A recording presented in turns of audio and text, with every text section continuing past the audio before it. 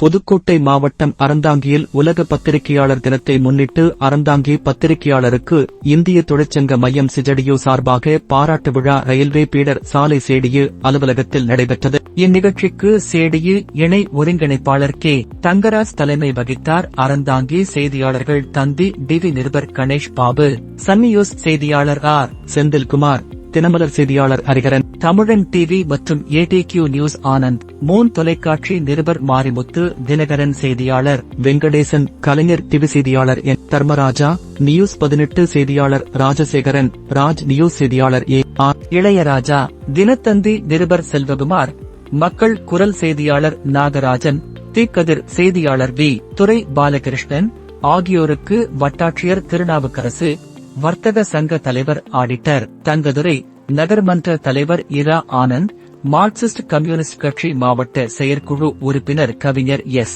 கவிவர்மன் ஆகியோர் நிறைவு பரிசு வழங்கி சால்வை அணிவித்து பாராட்டு வாழ்த்தினார்கள். நிறைவாக சிஜடியு அறந்தாங்கி ஒன்றிய ஒருங்கிணைப்பாளர் ஆர். கர்ணா நன்றி கூறினார்.